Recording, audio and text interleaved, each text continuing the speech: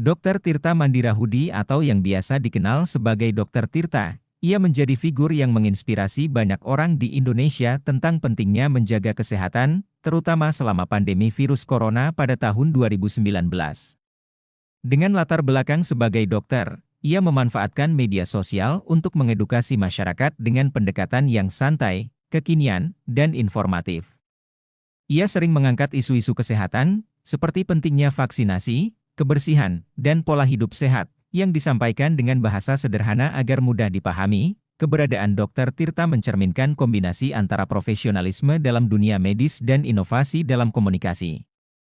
Hal ini membuatnya berhasil menjangkau berbagai kalangan, khususnya generasi muda, untuk lebih peduli pada kesehatan pribadi dan masyarakat luas. Dalam videonya bersama Raditya Dika, ia mengupas banyak fakta-fakta seputar kesehatan yang jarang diketahui banyak orang.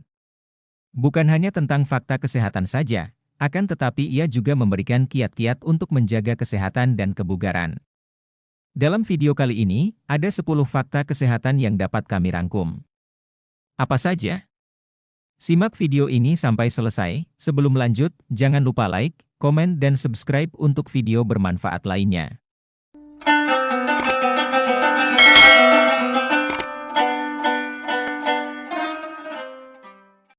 Yang pertama, strategi seru olahraga tanpa stres dengan membentuk kesadaran diri. Ibaratnya mobil mau nyebut merek lagi lah. Mobil X yang hanya cuma dibuat antar jemput anak, tiba-tiba dibuat drag.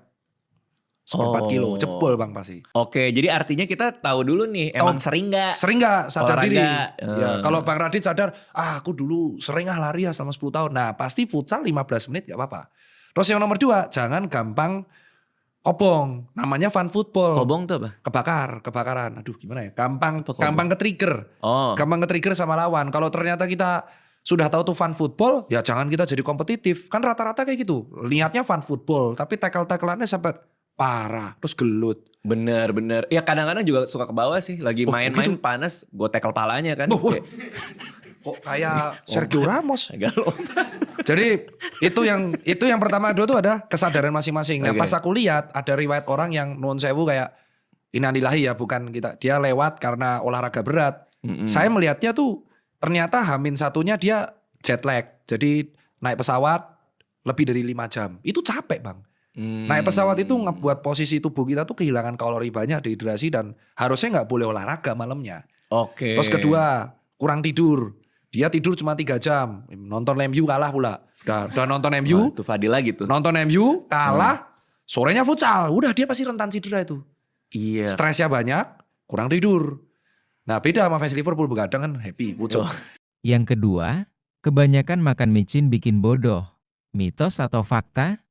Membantah mecin bikin bodoh. Nah itu jelas Pak. Itu kayak kebelet buang air besar terus pegang batu. Nggak ada hubungannya. Iya betul. Pernah ngomong kayak gitu berarti? Pernah. Itu gimana tuh? Kan mecin katanya banyak orang bilang bikin bodoh lah apa segala. Jadi itu istilah itu kita flashback. Jawabannya adalah micin tidak bikin bodoh. Oke. Selesai, case close. Kenapa bisa bilang gitu? Jadi di zaman ada penelitian, micin itu adalah nama lain dari monosodium glutamat. MSG. MSG. Orang-orang tuh ngomong MSG tapi nggak tahu bahwa glutamat adalah salah satu komponen dari asam amino non esensial. Dan glutamat itu memang rasanya gurih, umami kalau orang bilang. Umami, orang Jepang bilang umami itu. Gurih, dan memang penemu MSG itu Jepang. Ah, I see. Ya, dan glutamat itu awal mulanya itu ada alami bang. Dari jamur. Oh, jadi iya benar-benar. Nah, kita ada class course dulu sampai situ ya. Iya. Glutamat itu adalah memang memberikan sensasi gurih. Maka dikombinasikanlah dengan garam menjadi monosodium glutamat untuk menjadi penyedap makanan. Nah intake hariannya berdasarkan WHO dan kawan-kawan adalah 30 mg per kilogram berat badan. Yang ketiga, penyebab bau badan itu metabolisme tubuh dan bakteri. Enggak. Jadi bau badan itu dikarenakan ada metabolisme tubuh yang salah. Oke. Itu yang pertama. Jadi gangguan metabolisme tubuh. Yang kedua, bau badan itu bisa dikarenakan dia memang ada bakteri atau infeksi. Oke. Jadi bau gak enak. Sorry tuh saya, sorry. Bau Kok ke perengu. Fadil? Kenapa ke Fadil? Bukan tuh Oh, kamera bukan. bang, Bukan. kamera. Bukan. Ini kan keluar orang nih. Oh kan? iya, soalnya. Jangan. Ke Bukan Fadil. bang, clear. Bukan. Culture nih, bajunya keren tuh. ya. Kenapa? Bajunya? Bajunya mantap itu. Suka Alien saya. Bass.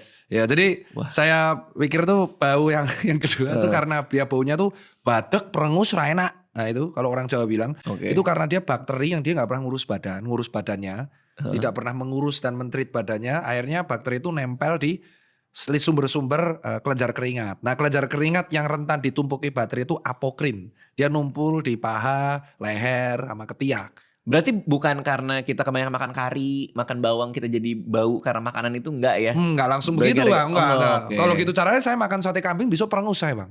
Betul sih. Bener kan? Padahal Bener, enak bener, sate bener. kambing. Enggak. Jadi itu kayak kulurkan dan bawang itu justru bagus buat tubuh kita. Karena dia salah satu hebatnya itu adalah tumbuhan diciptakan yang merupakan anti-inflamatori alami. Jadi Oke. meredakan peradangan. Makanya kalau orang-orang sakit tenggorokan buat nelen sakit tuh rata-rata dikasih sup bawang kan langsung Oke. reda gitu. Kepantau. Oh, soalnya gue pernah makan bawang, bau bawang. Soalnya habis makan kan gue gini kan. Habis makan gini. Enggak apa-apa. Sesepuh soalnya. Sesepuh. Izin, mantap. Biasanya dia marah-marah nih. Ya gak boleh. Biasa. Di Twitter kita belum main, dia udah main nih soalnya. Belum, gak bisa luar sesepuh. biasa. Tapi lu suka ribut sama ini gak follower karena soal kesehatan tapi merekanya ngeyel? Yang keempat, mengatasi asam lambung, penyebab dan solusi yang efektif. Yang karena lagi kita juga makan nih. Kenapa banyak orang asam lambung dan gimana caranya gak asam lambung? Stres ya katanya apa gimana sih? Oke. Asam lambung, nah, tak telan boleh bang? Boleh. Tadi sih pas marah-marah bisa sih, tapi ya gak apa-apa sih telannya. Itu kalau gak mau saya makan juga bang. Oh iya siap. Nanti aku makan. Oke, asam lambung itu semua orang punya bang. Oke. Lambung itu mengeluarkan asam karena untuk menetralisir mikroorganisme. Heeh. Kita kan nggak tahu, bakso yang kita makan ini ada berjuta bakteri. Oke. Abang coba nanti undang kreator yang hobinya tuh ngonten pakai mikroskop dulu. Ada ya? Viral itu, keren itu. Jadi dia tuh selalu ngomong, kita berdiri di telapak meja ini. Di meja, telapak tangan, kok berdiri telapak sih? Telapak tangan kita taruh Taruh di meja. meja. Ini bakterinya ada banyak bang. Bakterinya? Bakterinya banyak bang. Banyak, oke. Terus bakteri ini akan masuk lewat mulut. Oke. Karena ini sudah terbuka. Nah tugasnya asam lambung itu mengeluarkan acid atau asam di pH 3,5an. Untuk mendestroy semua bakteri yang masuk atau kelolosan lewat tenggorokan. Oke, lalu? Lewat kerongkongan. Nah, tapi ada kadarnya manusia itu asam lambungnya keluar tanpa disuruh. Karena? Karena gaya hidup yang buruk. Asam lambung tuh keluarnya kayak jadwal, kayak Google Kalender. Heeh. Bro, jam 9 gue makan ya, lu keluar. Jam 2 siang aku makan, lu keluar ya. Nah dia keluar sesuai jadwal. Suatu ketika Bang Radit jam 2 siang lupa makan. Heeh. Dia udah keluar duluan asam lambung. Nah kalau asam lambung keluar, tidak ada yang diolah. Yang diolah adalah dinding lambung. Oh, I see. Nah dinding lambung kalau diolah sakit bang. Iya, Itu iya, ibarat iya. tangannya Bang Radit kena asam sulfat. Panas kan? Heeh. Nah makanya rata-rata orang yang sakit lambung, asam lambung berlebihan itu panas ininya. Karena dinding lambungnya tuh diolah. Kalau ini diolah terus bolong bang. Makanya banyak yang ngira serangan jantung juga karena Betul, panasnya karena sampai sini kan. Oh, jago. Yang kelima, mengungkap mitos tentang MSG, fakta dan realita dalam makanan. Itu udah dibahas di mana-mana. Ya itu. Jadi MSG ditemukan di Jepang, Uh-uh. terus digunakan oleh restoran-restoran Chinese yang pada waktu itu booming di Amerika. Lalu? Dan saat itulah mulai muncul narasi bahwa kamu hati-hati makan micin karena menyebabkan karsinogenik dan kawan-kawan. Yang mana akhirnya di penelitian dibantah, nggak ada. Maksudnya kenapa? Kenapa ada Chinese restaurant syndrome? Karena gurih banget, karena orang anggap itu enak banget. Nggak, artinya ada pihak yang bilang bahwa Iya, wah ini iya. terlalu rame ini restoran Chinese ini gitu. Iya, jadi sebenarnya cari restoran sindrom. Bisa di sejarahnya di situ. Dan akhirnya tuh masuk kemana-mana dan ada image bahwa micin bakal bodoh yang sebenarnya kita harus luruskan bahwa oke, kamu konsumsi berlebihan is not good for your life tapi after long effect. Tapi kalau misalkan makan ya sesuai dengan dosis anjuran dan kamu juga hidup sehat dan makannya juga bukan ultra processed food ya nggak masalah. Yang keenam, stres ketika bekerja dapat mengganggu kesehatan. Terus yang nomor 3 itu, yang ketiga dia udah tua, jarang olahraga, ngerokok, ngopi, di kantor lagi dimarahin bosnya. Wah habis itu pas olahraga. Karena dia apa? Karena dia lagi stres. Iya, stressful dan itu. semua tekanan itu. Dan stres dalam kerja itu meningkatkan potensi loh Bang. Dan itu yang dilupakan banyak orang. Dipikir kalau kita stres kerja itu tidak kehilangan kalori. Ora. Tidak itu. Stres yang terbesar dalam 1-24 jam itu adalah stres saat bekerja. Stres psikologis. Oke. Nah sekarang lagi rame juga orang meninggal di meja kerja kan. Hah? Iya ada beberapa orang yang Oh langsung kecapean kerja. nggak tahu pokoknya tiba-tiba diem meninggalnya di meja kerja. Ini berita di mana Bang? Ada teman-teman gue yang di Twitter ya waktu itu ya. Teman gue lagi gini Iya, tiba-tiba kecapean. Itu rata-rata karena pressure yang berat Bang. Yang ketujuh, mengungkap fakta tentang varises. Infark namanya. Kalau nutup di otak, stroke dia. Betul. Iya. Nutup di paha, dia nanti jadi PAD. Ya, PAD itu. penyakit arteri sumbatan arteri di daerah kaki. Oh, kayak varises gitu apa? Kalau bedanya? varises di vena. Oh. Varises juga. Varises itu karena sumbatannya itu masalahnya adalah vena itu kan tidak seatletis arteri. Dia naiknya darah itu ke jantung cuman pembuluh darah kempes nih, urat-urat nih kempes-kempes. Itu karena ada katup-katupnya. Iya. Nah kalau kita kegiatan berat atau ototnya gede, dia akan kedesak. Oke. Nah kalau kegiatan besar, kita nggak langsung peregangan, dia akan kejepit. Jadi terjadi bendungan, pembuluh darahnya nyebar jadi gede, itu varises. Makanya ini kelihatan ini ya, ini yang jalur ini yang paling gede ini ya. Ya ini vena. Ini venanya juga agak tebel ya di sini ya. Nggak usah nakut-nakuti Bang. Enggak itu. Itu tato Bang. Oh tato. Udah mau dihilangin nggak Oh bisa. iya Bang? oke. Oh gitu ya ini Abang. Ini podcast bahas apa sih? Oke. Ngopi dulu ya Bang ya? Iya. Terus ada lagi nih. Yang kedelapan, kapan waktu olahraga untuk tidur yang berkualitas? Tidur. Ah, Tidur dulu. Terus kapan dia olahraganya? Pas weekend. Oke. Nggak bisa dibantah. Kenapa? Itu tidak ideal. Loh tapi kenapa? Nah sekarang kalau dia memaksakan olahraga pada waktu 9 to 5. Satu hari itu udah berat. Dia akan beresiko malah cedera. Nah makanya aku tanya Baradit satu hari itu misalkan syuting 6 kali. Iya. Udah nggak bisa olahraga malam itu. Oke, karena udah pasti capek. Udah pasti mending tidur. Betul. Tapi kalau 9 to 5 dia kerja mungkin kantor samping rumah.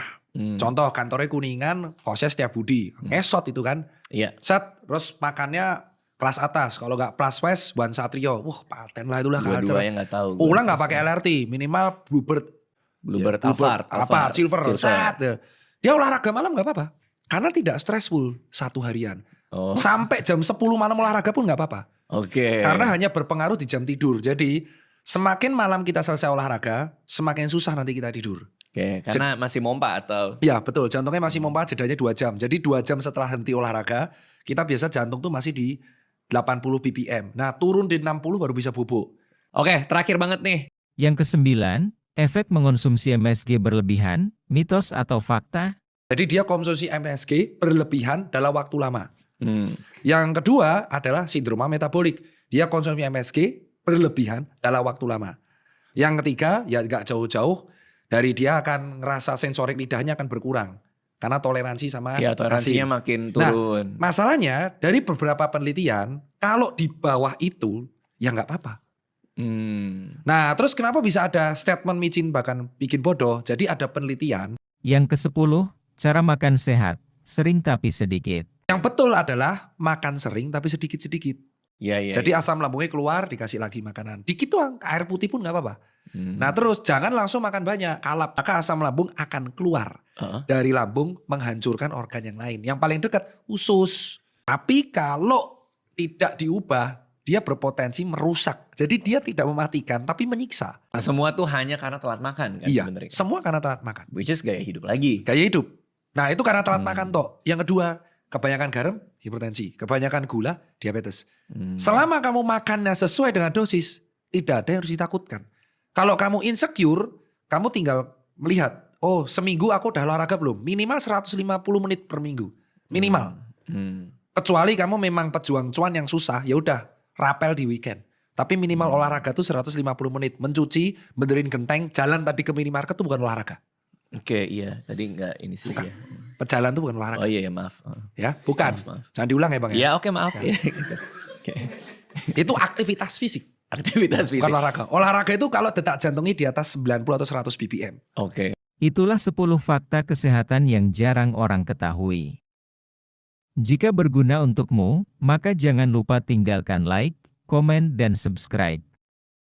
Terima kasih.